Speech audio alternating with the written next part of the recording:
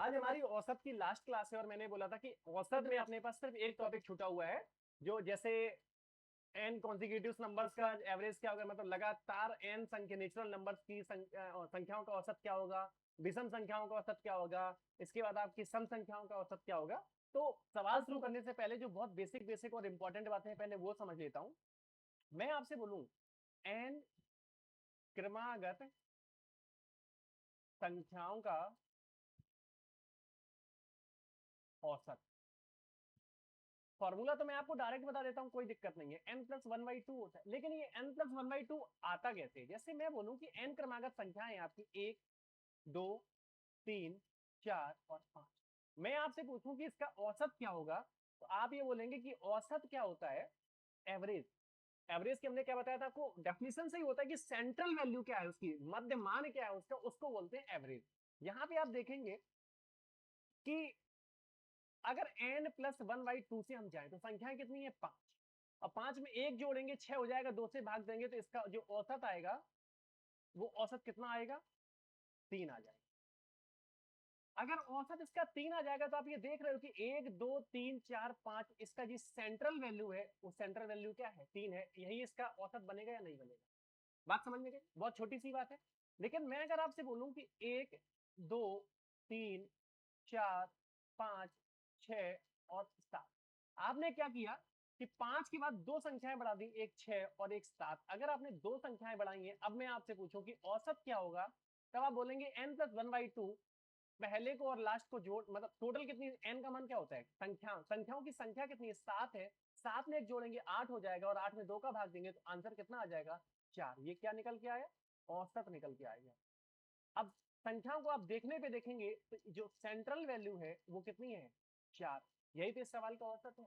तो आप क्या देख रहे हो कि अभी आपके पास संख्याएं पांच थी, एक, दो, तीन, चार, पांच, तब इसका औसत क्या निकला था? तीन निकला था। अब आपके पास संख्याएं छह और सात हो गई, तब आपका औसत कितना निकल के आया? चार निकल के आया। इसका मतलब क्या हुआ कि दो क्रमागत संख्याएं जब बढ़ जाती हैं तब औसत एक बढ़ता है। यही समझ में आ रहा है ना? जब दो क्रमागत संख्याएं बढ़ रही हैं, एक, दो, तीन, चार, पांच, छह, सात, तब जिसकी सेंट्रल वैल्यू है वो क्या आ जाएगी?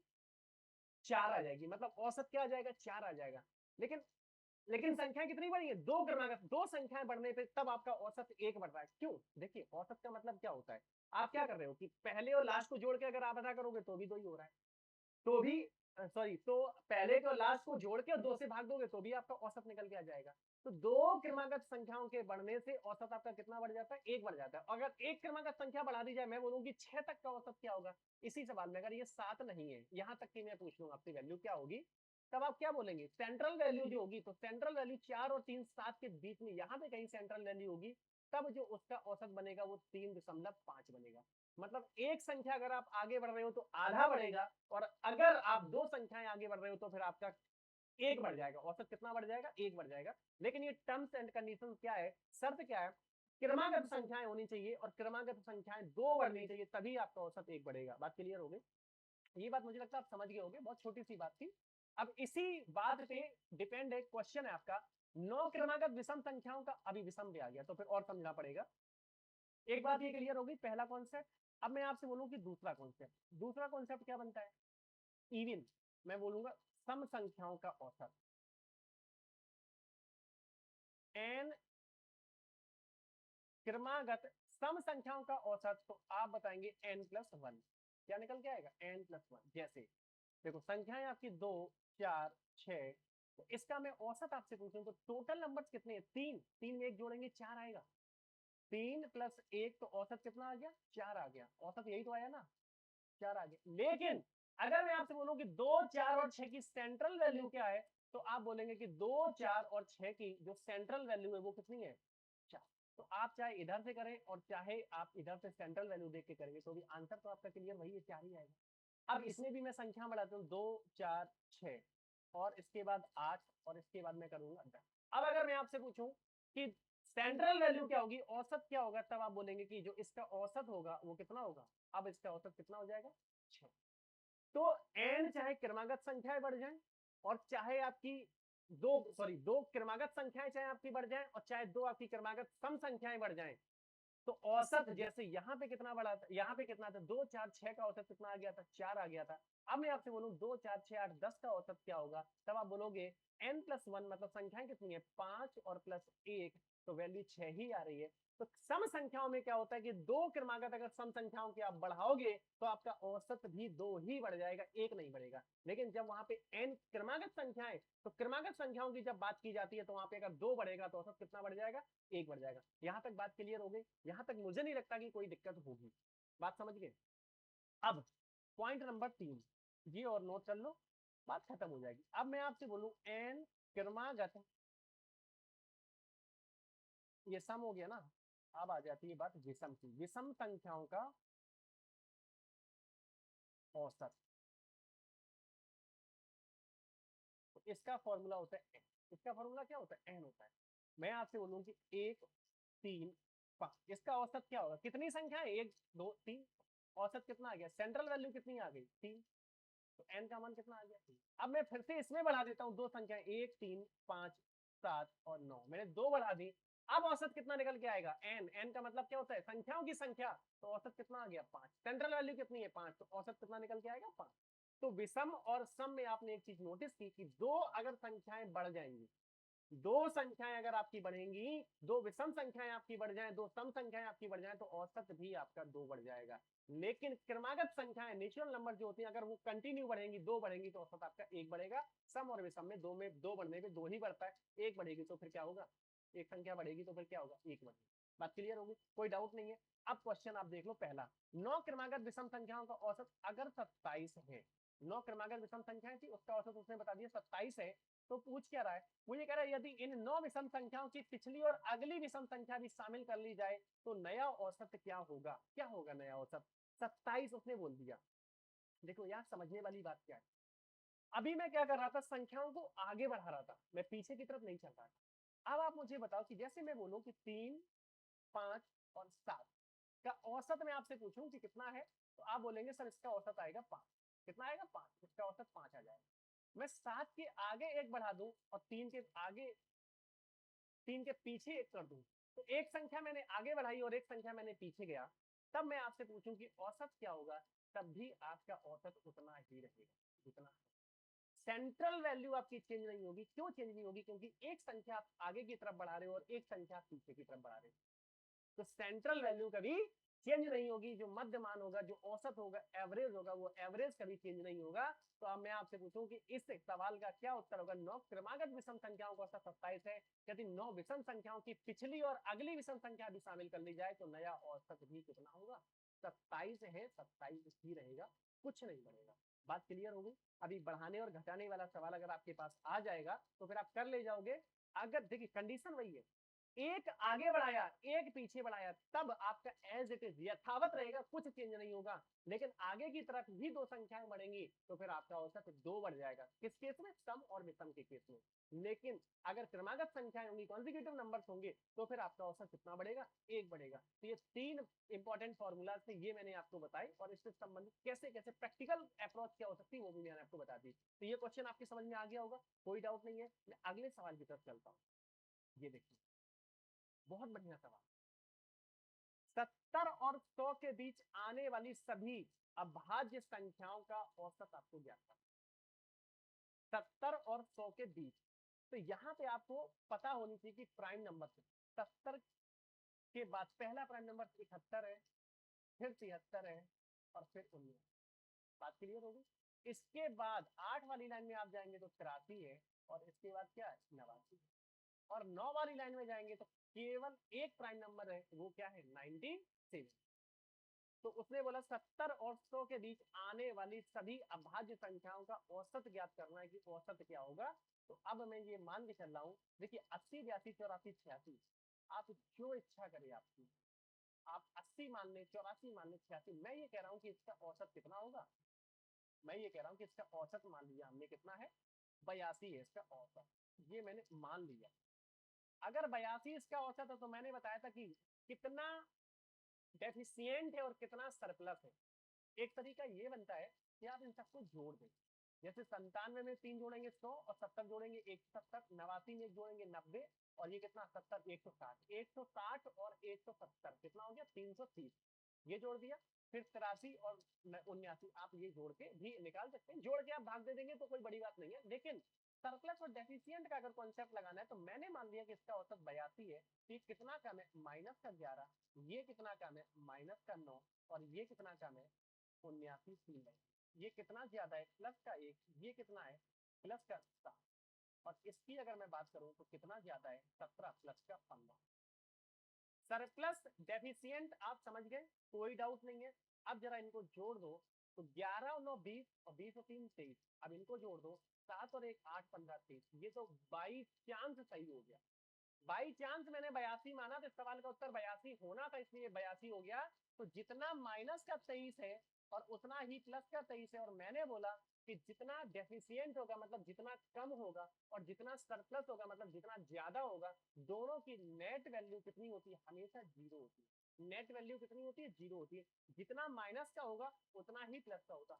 मान लेता कि मैं यहाँ पे प्लस का 1 आ रहा होता, मैं ये मान लेता हूं कि प्लस का 1 आ रहा होता, तो अगर प्लस का 1 आएगा तो फिर हमें डेफिशिएंट करना पड़ेगा, तो माइनस 1 82 में से 1 कम कर देता, 81 सवाल का उत्तर बन जाता। बात क्लियर हो गई? तो ये सवाल आप समझ गए होंगे। सरप्लस और डेफिशिएंट का जो कॉन्सेप्ट है वो मैंने लगा दिया और उस कॉन्सेप्ट से ये आपका आंसर निकल के आ गया। समझ गए? आप जोड़ के भी आप सवाल को कर सकते हैं, कोई दिक्कत नहीं, आप जोड़ लीजिए, जोड़ के भाग दीजिए, यही इस सवाल का उत्तर आएगा। अगला क्वेश्चन नंबर 50 और 100 के बीच की सभी प्राकृतिक संख्याओं का औसत आपको ज्ञात करना। Find the average of all natural numbers lying between 50 and 100। आप मुझे बताइए 50 और 100 के बीच की बात कर रहा है तो पहली जो संख्या होगी वो 51 होगी और जो अंतिम संख्या होगी वो कितनी होगी? बात क्लियर है, कोई डाउट नहीं। टोटल नंबर्स में आपसे पूछूंगी कितने होंगे तो आप कहेंगे सर 49 नंबर लिखिए। टोटल नंबर्स में आपसे पूछूंगी कितने होंगे तो आप क्या कहेंगे 49 नंबर होंगे।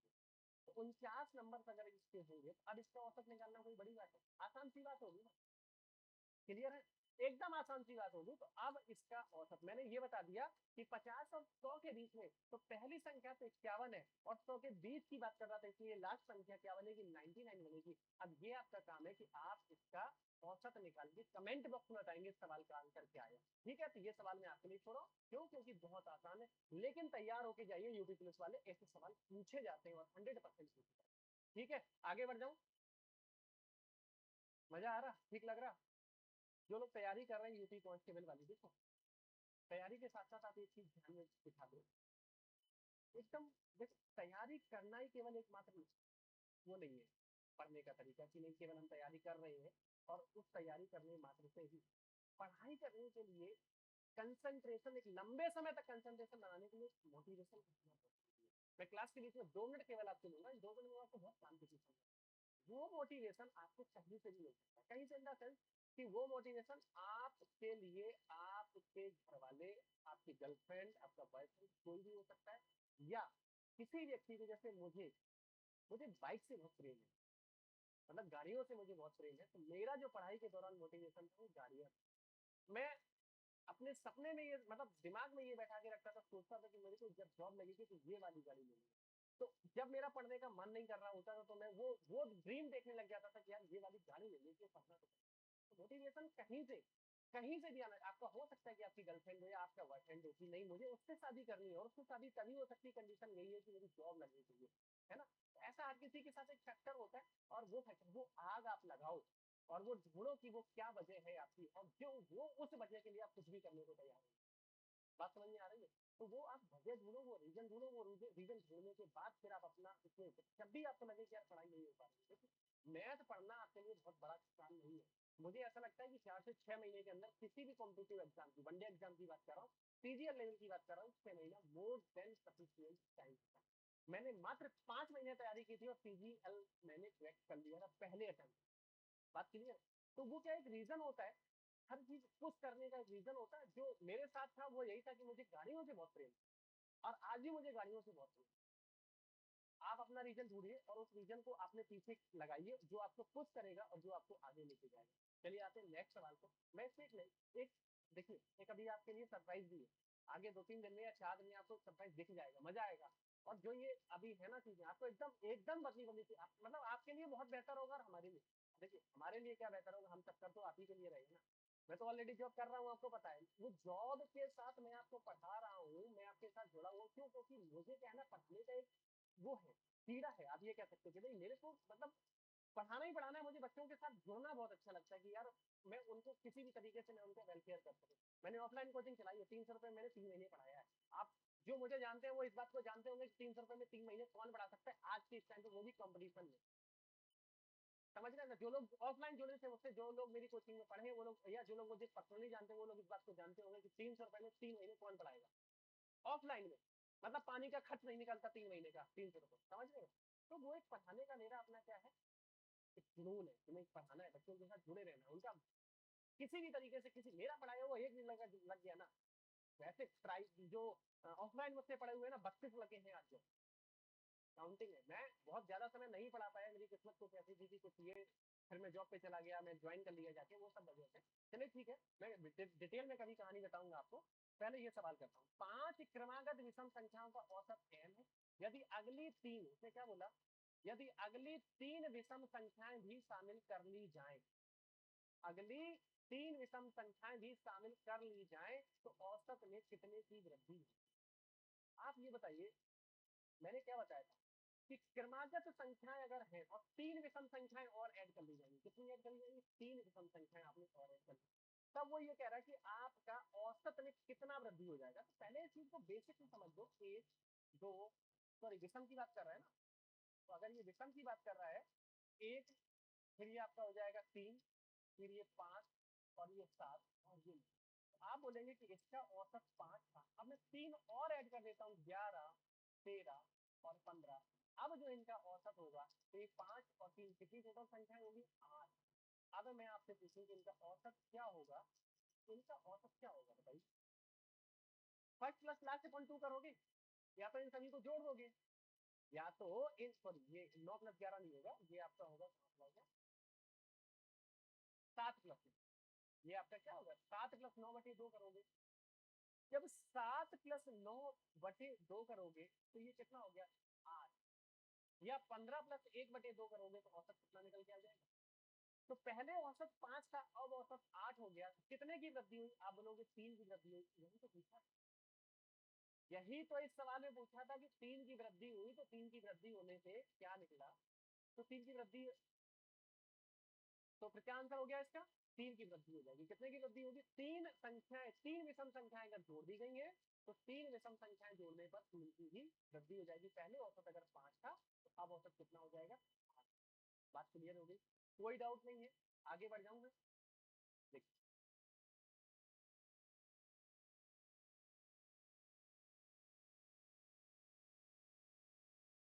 आज की क्लास का क्वेश्चन नंबर है 39। ये बहुत अच्छा सवाल, अगर ये सवाल आ गया तो आप डेफिनेटली इस सवाल को छोड़ के आओगे 100%, जब तक आप इस बात को समझ नहीं लोगे। देखो क्या, 39 संख्याओं का औसत शून्य, उनमें से अधिकतम कितनी संख्याएं शून्य से अधिक हो सकती है? बताओ कितनी, उनमें से अधिकतम कितनी संख्याएं शून्य से अधिक हो सकती है? आप मुझे ये बताओ। उसने बोला कि 39 संख्याएं हमारे पास, उनका औसत तो 0 है। औसत कितना है? 0 है। औसत 0 होने के लिए उनमें से अधिकतम कितनी संख्या शून्य से अधिक हो सकती है? तो आप ये बताओ कि एक संख्या यहाँ पे कोई होगी, और इसके बाद ये सभी संख्या में प्लस में लिखता जाऊं, और ये मैं बोलूँ कि ये माइनस में कोई एक संख्या है, तो इन सभी का एडिशन और इन सभी का एडिशन जोड़ के क्या बन जाएगा? 0। 0 में 39 का भाग दोगे तो कितना हो जाएगा? 0। अधिकतम अगर आप चाहो तो 39 में से 38 संख्याएं ऐसी होंगी जो 0 से बड़ी हो सकती है, लेकिन एक संख्या जरूर आपको नेगेटिव में जाएगी, क्यों? कभी कभी तो वो नेट वैल्यू जो आएगी वो क्या आएगी? 0 आएगी। तो सवाल का उत्तर क्या होगा? मैं इस सवाल को बहुत छोटी तरीके से समझा देता हूँ। जैसे मैं बोलता हूँ कि 3 संख्याओं का औसत 0 है, 3 संख्याओं का औसत 0 है, तो अधिकतम कितनी संख्याएं 0 से बड़ी हो सकती है? मैं बोलूंगा एक संख्या -5 है, और एक आपकी +1 है, और एक आपकी +4 है। 4 और 1 5, और 5 में कितना होगा? 0। अधिकतम दो संख्याएं, तीन में से दो संख्याएं आप चाहो तो जीरो से बड़ी कर सकते हो, जीरो से बड़ी हो सकती है। केवल एक संख्या आपकी नेगेटिव रहेगी जो नेट वैल्यू को क्या बना देगा, जीरो। ऐसे 39 वाले में एक संख्या माइनस में कोई बड़ी से बड़ी माइनस संख्या ले लीजिए, स्क्वायर ऑफ सबको जैसे बना दीजिए, तो जीरो से बड़ी हो गई या नहीं होगी, जीरो से अधिक हो गई कि नहीं होगी। तो 38 संख्याएं आपकी जीरो से अधिक हो सकती है। बात समझ गए? अच्छा सवाल था। ऐसा सवाल दिखने में अच्छा, दिखने में बहुत छोटा लगता है, बहुत मालूम, मतलब बहुत साधारण सा सवाल लगता है, लेकिन जब आप सॉल्व करते हो तो फिर दिक्कत हो जाती है। इसलिए ऐसे सवालों को समझने, ध्यान से समझ लेना चाहिए, क्योंकि पेपर में ये सवाल डायरेक्ट रिपीट किए जाते हैं। जैसे अगला सवाल देखें, 17 क्रमागत प्राकृतिक संख्याओं का औसत 41 है, इन संख्याओं में सबसे छोटी संख्या कौन सी है, बताइए। 17 क्रमागत प्राकृतिक संख्याएं हैं। अगर आप यहाँ पर थोड़ा सा भी अगर आपने ध्यान दिया हो कि जो औसत होता है वो आपकी सेंट्रल वैल्यू होती है। मैं बोलूँ कि 41 आपका औसत है, मतलब जो सेंट्रल वैल्यू हो गई। मैं उसने बोला कि 17 संख्याएं थी, 1 2 3 4 5 6 7 8 इस तरह नहीं, 1 2 3 4 5 6 7 8 यही होगा ना। और क्योंकि वो क्रमागत संख्याओं की बात कर रहा है, किसकी बात कर रहा है, क्रमागत संख्याओं की बात कर रहा है। इसका मतलब इनमें जो अंतर होगा वो एक एक का अंतर होगा। अगर ये 41 है तो ये 40 है, ऐसे ही ये क्या हो जाएगी 39 हो जाएगी, और ऐसे ही ये क्या हो जाएगी 38 हो जाएगी। और ऐसे ही जब आप चलते रहोगे तो ये 37 36 35 34 और ये 37। उसने ये पूछा था कि सबसे छोटी संख्या क्या होगी। आप ये बताइए, 17 संख्याएं हैं तो बीच की मिडिल वैल्यू क्या, सेंट्रल वैल्यू क्या हो जाएगी, 9 नंबर पर जो वैल्यू आएगी वो सेंट्रल वैल्यू होगी। 8 इस तरफ 8 इस तरफ 16 और एक बीच की 17। तो 41 में से डायरेक्ट 8 माइनस करेंगे तो 41 में से 8 घटाइए आप, तो क्या आ जाएगा 33। यही इस सवाल का सही उत्तर। बात क्लियर हो गई? तो ऐसे सवाल अगर आ जाएंगे तो आप कर पाएंगे, कोई डाउट तो नहीं है। 17 की जगह मान लो 29 बोल देता तो 14 संख्याएं इस तरफ 14 संख्याएं उस तरफ। जो 29 में बोलेंगे, मैं बोलूं कि 29 क्रमागत संख्याओं का औसत 56 है, तो सबसे बड़ी वैल्यू बताइए। तो 56 में 14 आप जोड़ देंगे क्या हो जाएगी, 17 हो जाएगी सबसे बड़ी वैल्यू। 56 में 14 माइनस कर देंगे तो 42 आपकी क्या हो जाएगी, सबसे छोटी वैल्यू। तो ये प्लस माइनस करना सीख है। बात क्लियर होगी? चलिए आज की क्लास का अगला सवाल मैं आज कंप्लीट कर दूंगा चैप्टर को। ये लीजिए, 40 और 80 के बीच की अभाज्य संख्याओं का औसत आपको ज्ञात करना। 40 और 80 के बीच की, तो देखिए अभाज्य संख्याएं, प्राइम नंबर्स आपको पता होनी चाहिए, प्राइम नंबर्स आपको निकालना आना चाहिए। कौन कौन सी प्राइम नंबर, पहली 40, फिर 43 और उसके बाद 80। उसके बाद आपकी हो जाएगी 53 और 59। छह में अगर आप जाओगे 61, 67 और 80 की बात कर रहे हैं ना, 75, 76। जब हम नंबर सिस्टम पढ़ेंगे तब प्राइम नंबर को डिटेल में समझेंगे। एक से लेके 100 तक कितनी होती है, एक से लेके 50 तक कितनी होती है, तीन किस लाइन में आती है और बाकी सब में दो होती है, एक किस लाइन में आती है। जैसे 90 वाली लाइन में आप जाओगे ना, 95 केवल एक बनती है। 71 वाली लाइन में 3 मिलेंगी, 7 वाली लाइन में 4 वाली लाइन में आपको 3 मिलेंगी। 1 से लेके 50 तक 15 होती है, 51 से लेके 100 तक 10 बचती है, 97 मात्र इकलौती है 9 वाली लाइन में। तो इस तरह से हम डिटेल में उसको समझेंगे।